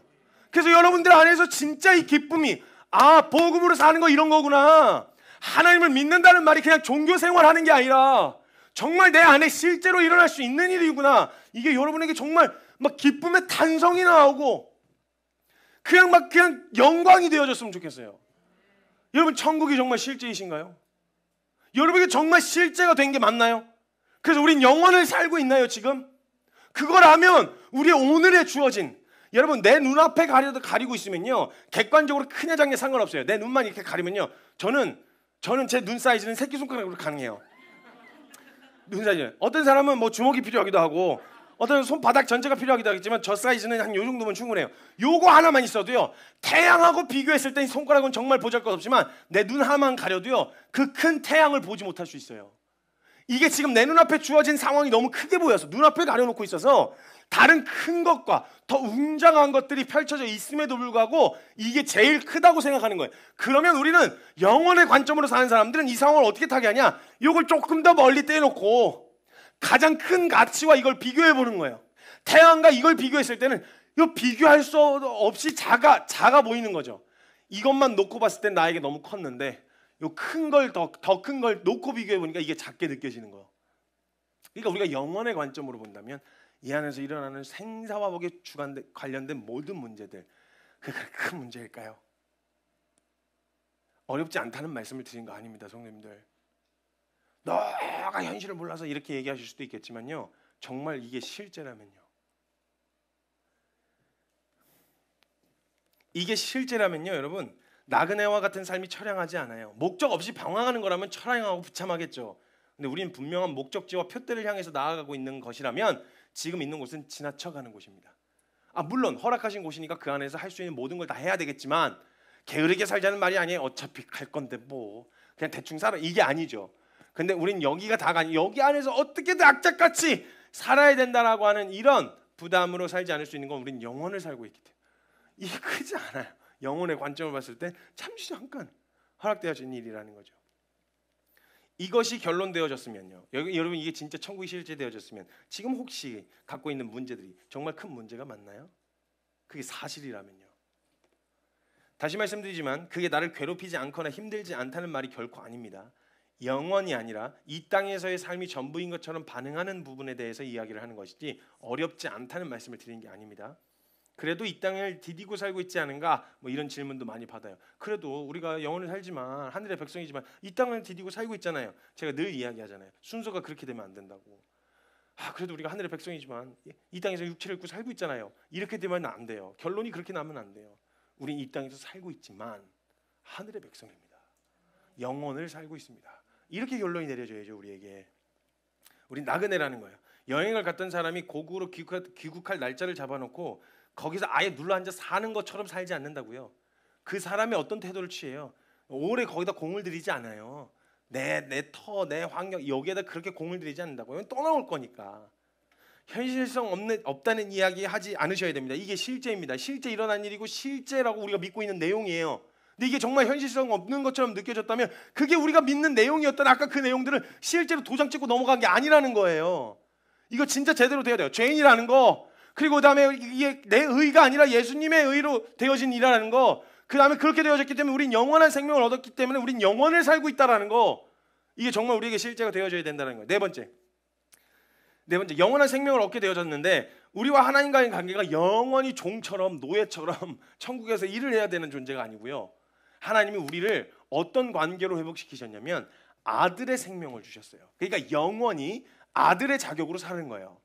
영원히 그 생명을 얻었는데 그 생명을 얻고 난 삶이 주종관계처럼 막 질질 끌려다니고 막 채찍 맞으면서 돌 옮기고 이런 삶이 아니라 아들로서 살아가는, 하나님을 아버지로 두고 사는 아들의 삶이 시작되어진다는 거예요. 로마서 8장 15절에 너희는 다시 무서워하는 종의 영을 받지 아니하고 양자의 영을 받았으므로 우리가 아빠 아버지라고 부르짖느니라. 요한복음 1장 12절 영접하는 자 곧 그 이름을 믿는 자들에게는 하나님의 자녀가 되는 권세를 주셨다.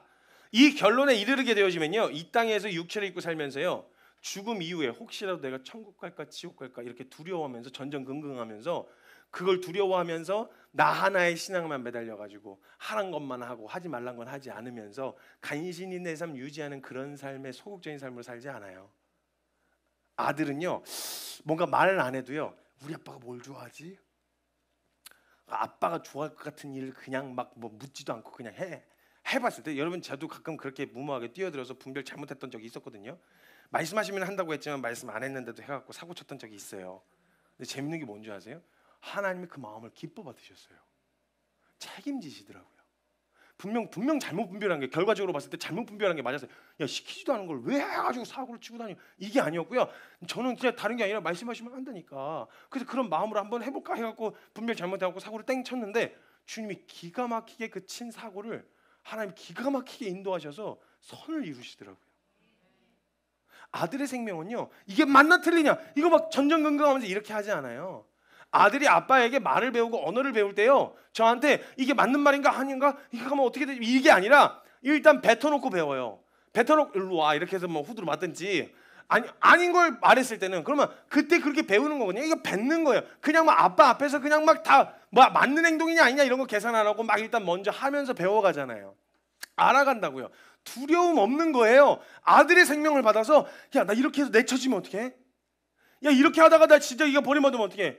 혹시라도 잘못 분별해서 나 인생 망하면 어떡해? 아니요, 여러분. 아들 책임지십니다. 하나님이 전능하신 하나님이신데 자기 새끼 하나 책임 못 지시겠어요? 나약하고 유약한 인간인 우리야. 내 자식 아파도 내가 어떻게 할 수 없지만 하나님, 우리 아버지라고 부르는 그 하나님이 전능하시대요. 그 하나님 우리 절대 포기 안 하십니다, 여러분. 우리 절대 그냥 놓지 않으신다고요. 내 인생이 사람들이 보기에 얼마나 비참하게 망가졌든지, 내 인생이 얼마나 너덜너덜하게 털렸든지 상관없어요. 하나님은 아들 포기 안 해요. 하나님이 단 한 번, 영혼 중에 한 번 아들 떼어놓으신 적이 있었는데 그게 우리 살리려고, 그 아들의 자격 주려고 아들을 십자가에 매달았던 거 외에 하나님의 안에서, 말씀 안에서, 약속하신 거 안에서 한 번도 이스라엘 포기하신 적 없고 한 번도 저와 여러분을 포기하신 적 없어요. 그 아들로서 사는 거예요, 여러분.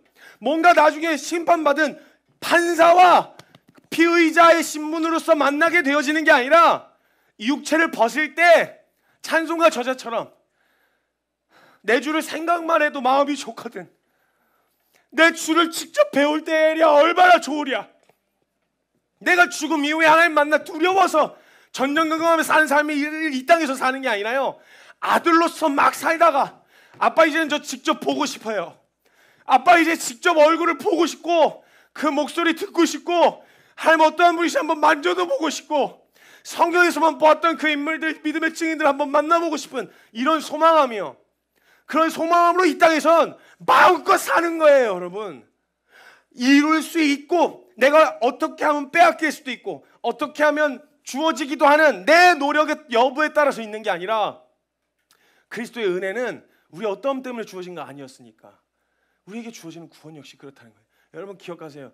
아버지는 아들 포기 안 해요. 혹시나 우리가 신실하지 못하고 우리가 불성실하고 우리가 불의해서 우리가 하나님을 놓치고 하나님을 외면했던 적은 있었어도요, 하나님은 우리 외면 안 하세요.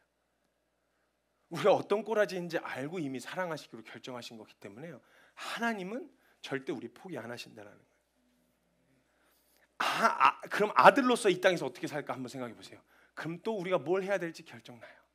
여기서 이게 맞아요, 저게 맞아요, A가 맞아요, B가 맞아요, 이런 게 아니에요. 어떻게 하나님을 기쁘시게 해드릴 수 있을까? 아들 생명으로 그런 은혜 받고 나 이제 그런 은혜 엄청난 대가를 지불하고 내가 그 생명이 되었는데 이 생명을 이제 어떻게 누리지? 내 주님이, 내 아버지가 가장 기뻐하시는 일들을 이게 맞냐 틀냐 이런 거 고민하지 않고, 왜냐면 아닌 게 드러나면 고칠 거니까. 하나님 기뻐하신 게 아니라는 게 드러나면 고칠 사람이잖아요. 주님이 기뻐하신 걸 찾은 거니까. 그러니까 막 뛰어들게 되는 거예요. 뭘 막 시도하면서 우리가 가지고 있는 에너지를 그냥 교회에서 종교 생활하듯이 앉아가지고 예배 몇 시간 드리는 것과 기도 몇 시간 하는 거죠. 이거 나쁘다는 말이 아니에요. 잘못됐다고 말씀드리는 거 아니에요. 정말 필요하고 중요한 일이에요. 그러나 정말 우리의 삶이 마음껏 이 삶에 뭔가 구원을 받을까 못 받을까, 그래서 두려움 때문에 하는 것만 하고 하지 말라는 것만 하는 이런 소극적인 삶이 아니라 내 아빠를 위해서, 그런 은혜 내게 주신 우리 아빠를 위해서 마음껏 뛰어드는 그런 삶이 가능한 거예요. 그럼 생각해봤어요. 하나님, 내 아버지가 지금 가장 원하는 게 뭘까? 뭘 나에게 가장 원할까? 나에게 원하는 것보다 뭘 내가 해드리면 기뻐하실까? 내가 돌아왔을 때 기뻐했던 것처럼 탕자들이 주님 앞에 돌아가면 기뻐하시겠구나. 영혼 구원, 이거 하나님이 가장 기뻐하시겠구나. 그럼 내가 어디에 있든 뭘 하든 이걸 목적으로 살면 되겠다. 왜냐면 하나님이요, 보좌에서 일어나서 춤을 추신다 했거든요. 한 영혼이 돌아오는 것과 이스라엘이 돌아오는 것을 보면서 하나님이 춤을 추신다고 말씀하셨거든요.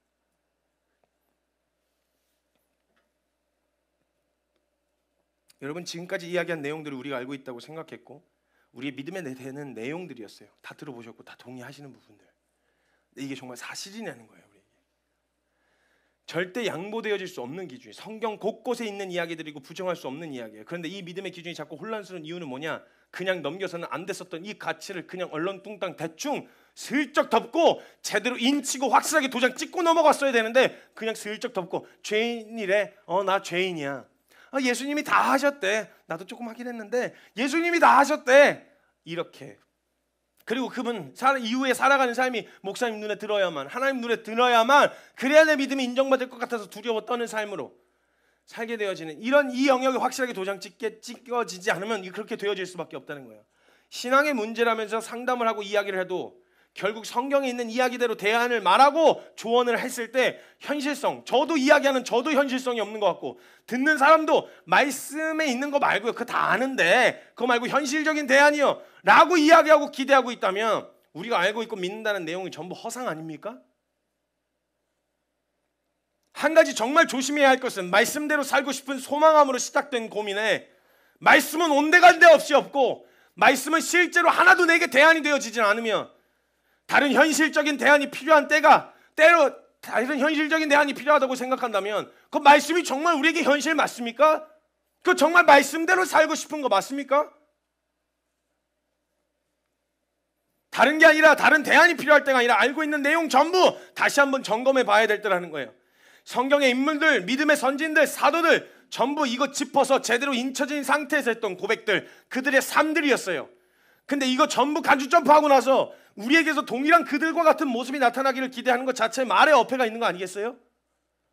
새로운 대안과 방향 아니에요. 그래서 제가 왜 마틴 루터가 종교 개혁을 하면서 성경으로 돌아가자고 이야기했는지를 알겠더라고요. 이거 제대로 짚어져 있었니? 타락한 천주교를 보면서 외쳤던 마틴 루터가 마음을 들이면서 우리 정말 말씀으로 돌아갔을 때 우리가 죄인이라는 거 인정됐니? 이게 우리의 자격이 아니라 그리스도의 의로 우리가 살게 되어졌다는 게 인정됐어? 그래서 우리가 아들의 자녀의 생명으로 살게 되어졌다는 거, 이거 확실한 거 맞아? 천국이 실제야?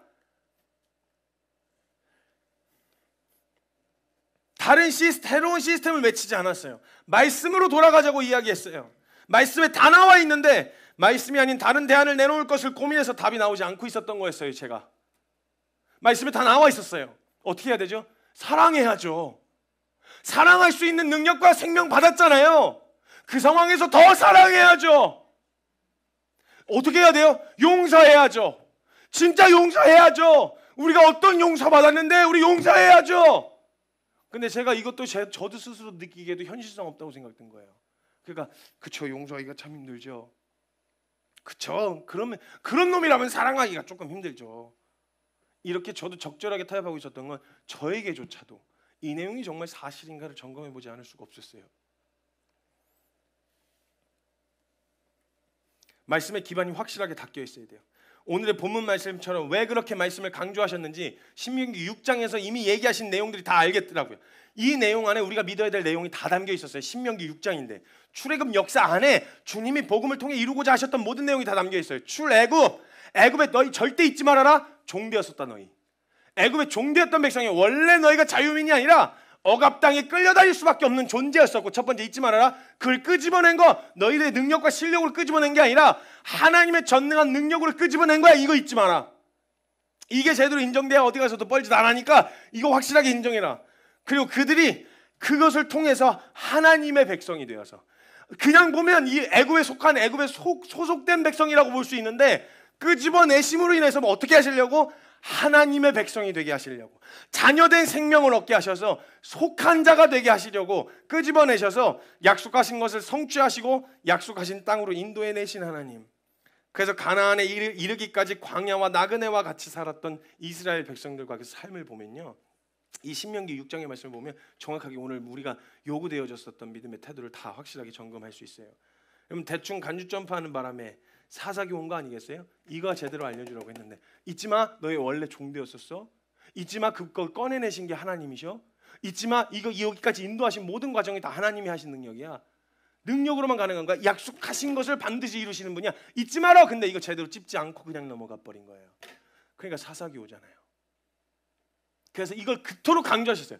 이걸 문설주에 기록하고 앉아있을 때이든지 서있을 때이든지 걸어갈 때이든지 달려갈 때이든지 누워있을 때이든지 밥을 처먹을 때이든지 언제든지 항상 기억해서 항상 이 내용을 기억하고 잊지 말고 기억해라. 너 이거 놓쳐버리면 너 그냥 바로 그냥 이 땅에서의 삶이 전부인 것처럼 살게 되어질 테니까 절대 잊어서는 안 돼. 이걸 강조하셨다는 거예요. 그럼 여러분, 이 말씀을 근거로 다시 믿음의 기준, 말씀을 근거로 믿음의 기준을 세워야 된다는 거예요. 근데 어떻게 살아가다 보면 분명히 짚었어요. 점검을 다 했어요. 이 부분은 다 짚었고 점검을 해놨는데 그래도 문제가 해결되지 않을 때가 있긴 있어요. 분명 내가 죄인임을 인정했고 그리스도의 은혜임을 경험했으며 이 땅에서의 삶이 다가 아니라 내가 갈 본향이 있다는 것을 믿고 있고 제대로 짚었는데 지금의 내 모습은 그것이 결론이 나지 않은 사람처럼 보일 때가 있단 말이죠. 자, 그럼 이때는 어떻게 해야 되느냐? 다 끝났습니다, 여러분. 절대 걱정하지. 새롭게 시작하는 게 아니고 다 끝났습니다. 다 끝났어. 좀만 기다려.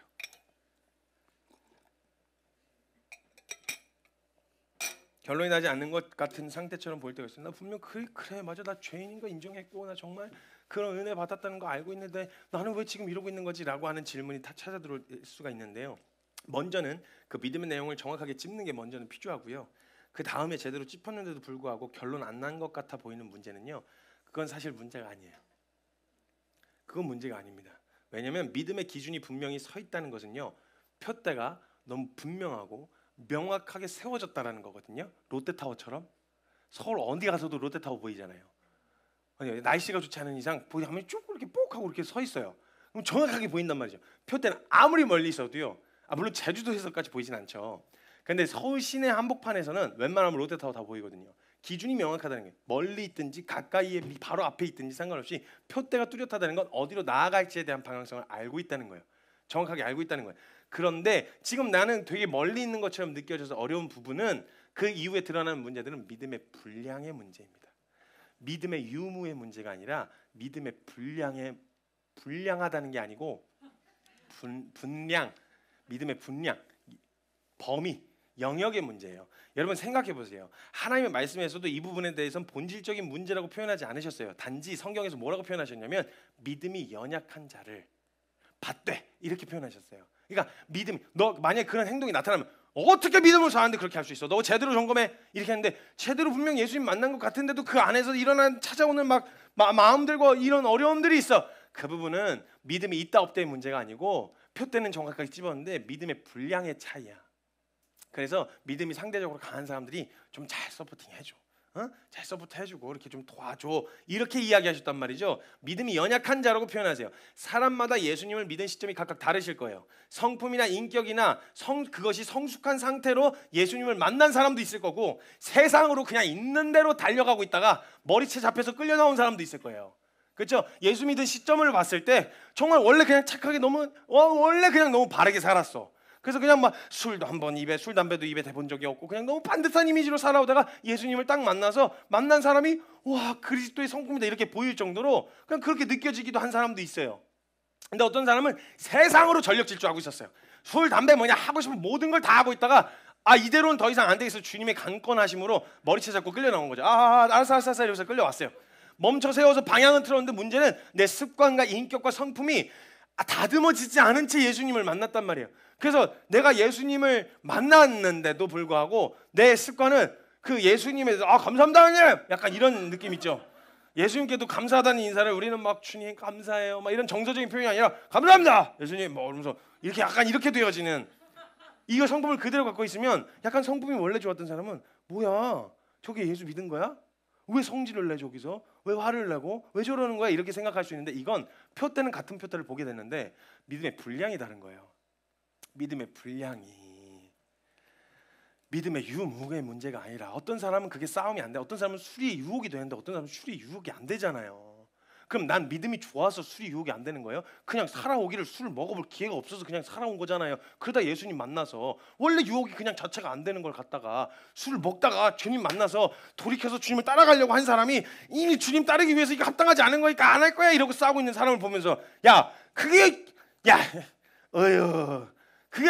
그게 막 믿음이냐? 이렇게 가면 이 사람도 표대를 향해 가고 있었는데 얼마나 속상하겠어요. 그러면 이 사람은 지금 이 상황에서 정말 제대로 이걸 짚어서 제대로 예수님 믿은 사람이라면 이 사람을 보면 무슨 마음이 들어요? 정상이에요. 성경의 근거로 하면 믿음이 약한 자니까 그 사람을 받고 도와주는 이 방향으로 가야 정상이잖아요.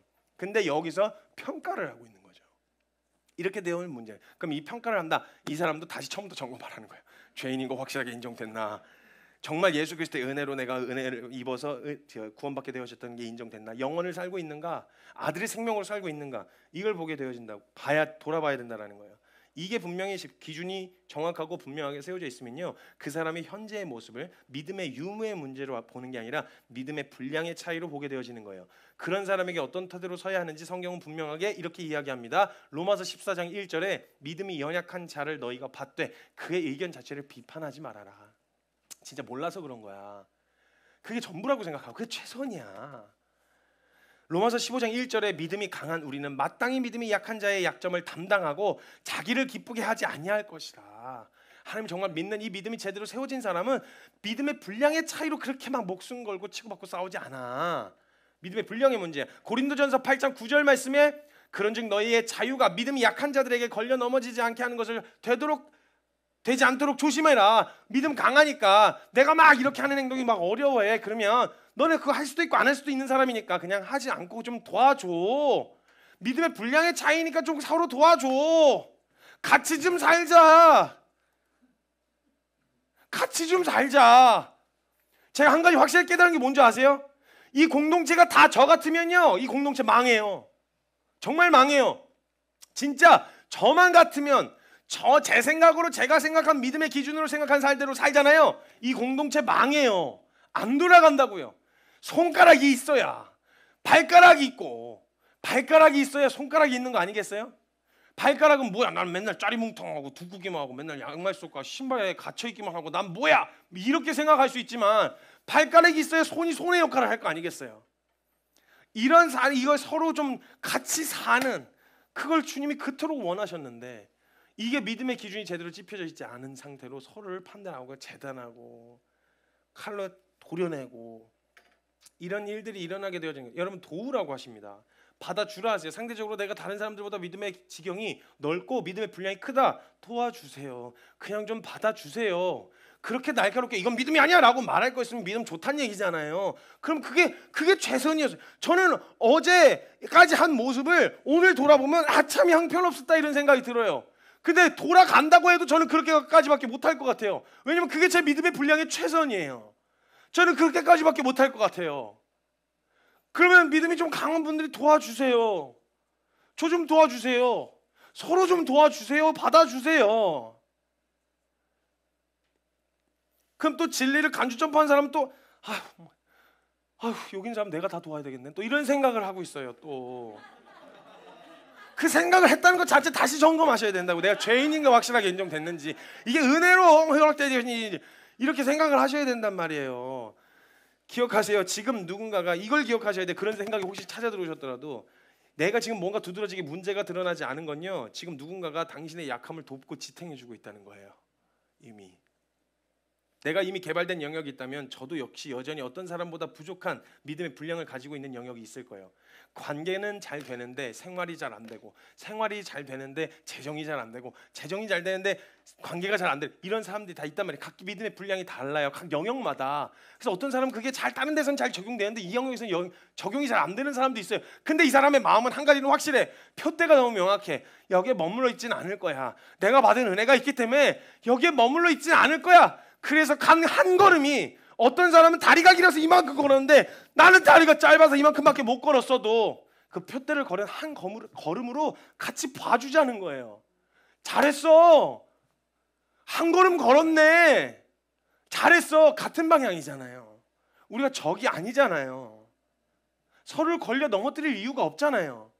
함께 가면 되는데, 모든 영역이 완벽하면 얼마나 좋겠어요, 모두가. 그러나 부족함이 있을 수 있죠. 그런데 우리의 머리가 예수 그리스도이시고 우리가 아까 고백했던 그 진리가 표대가 되어 정확하게 함께 고백하고 있는 결론이 명확하다면 함께 감당하면 되잖아요. 그래서 예수님은 이 땅에서 제자들 남겨놓으실, 다른 거 안 남겨놓으셨어요. 서로를 감당해 줄 수 있는 교회를 남겨놓으신 거예요.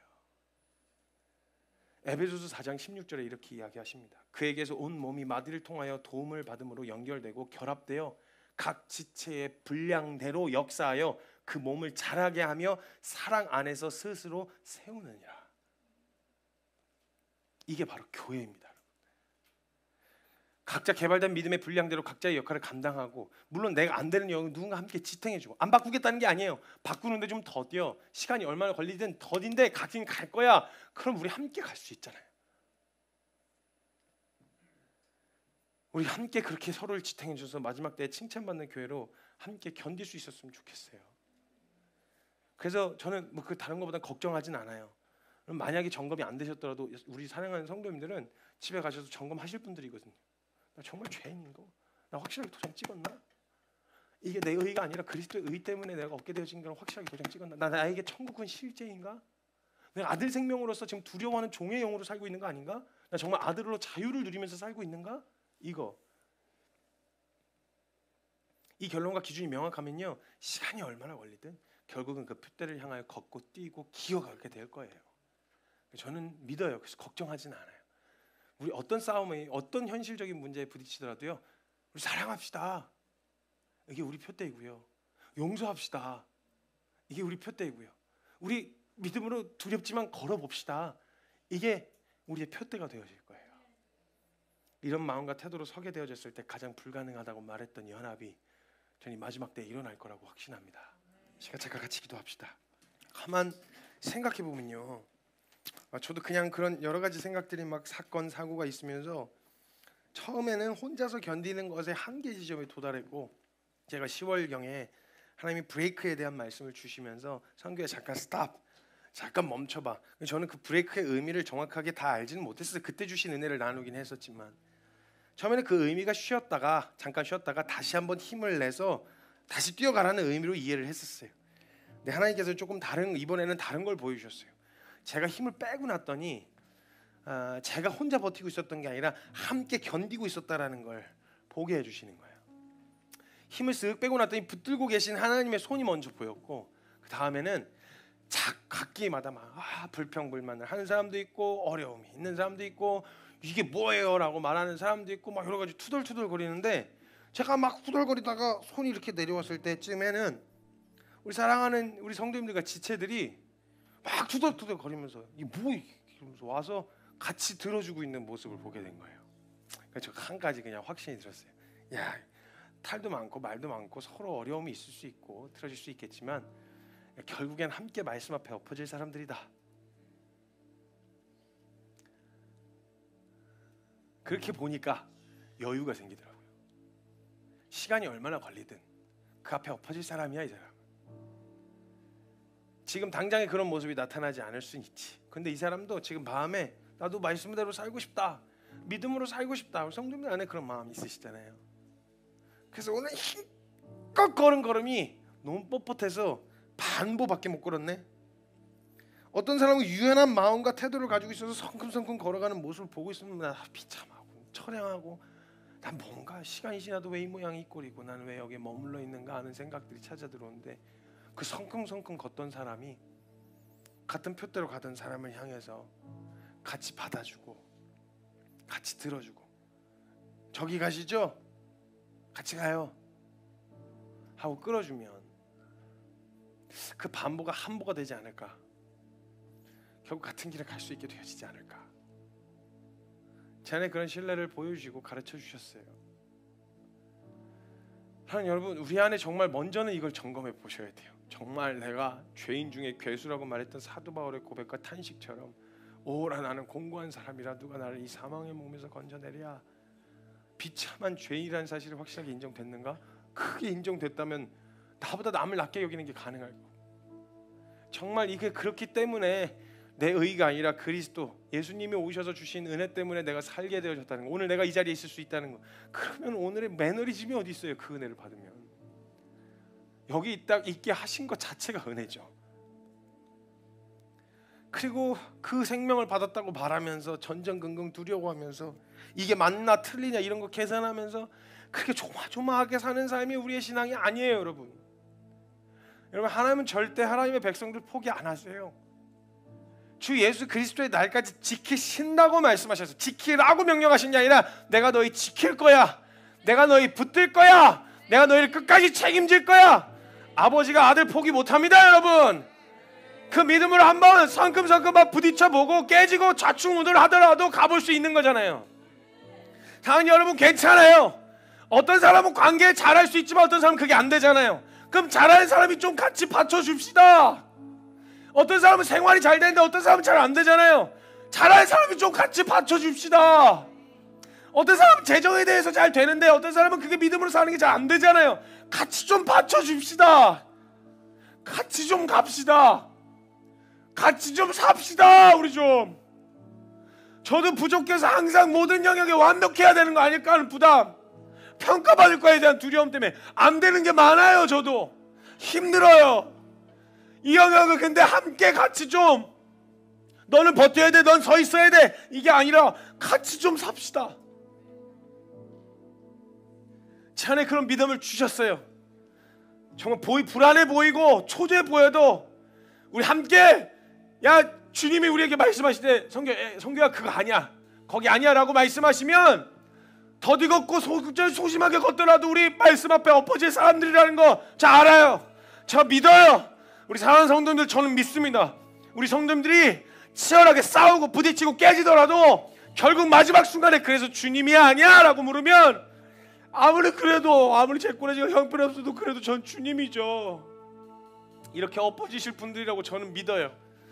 우리 한 표대를 향해 달려가는 공동체입니다. 우리 함께 감당합시다. 서로의 약한 부분을 함께 담당하여 같이 갑시다. 진짜 나고자 없이 주님 앞에 서서 잘 왔어, 괜찮아, 잘했어, 너희가 작은 능력으로도 끝까지 내 말을 지키고 내 이름 배반하지 않았구나, 잘했어, 우리 칭찬받는 교회로 함께 설 수 있었으면 좋겠습니다. 이 시간 먼저 점검해야 할 것이 있다면 점검하고, 또 그 결론 앞에서 내려진 결론을 주님 앞에 좀 고백하면서, 하나님, 저 지금 머뭇거리고 두려워하고 있지만 저 표대 잃어버리지 않았어요. 저 한 걸음 딛는 게 지금 참 무섭고 어려운데 걸으라고 하시면 그 한 걸음 걸을 거예요. 이 한 걸음을 누군가 걸었으면 우리 교회 공동체도 함께 박수 쳐주고 함께 격려해주고 함께 응원해 줍시다. 우리 그런 마음으로 함께 이 길 끝까지 갈 수 있었으면 좋겠습니다. 이 시간 함께 기도할 때는요, 우리 사랑하는 키퍼스 처치 성도님들 서로를 위해서 함께 기도하고, 먼저 자기를 위해서 기도하고, 우리 서로를 위해서, 키퍼스 처치를 위해서 중보하는 기도로 우리 함께 나아갈 수 있었으면 좋겠습니다. 함께 이 시간 주님의 이름 간절하게 한번 크게 부르짖고 통성으로 기도하며 나아갑니다. 주여!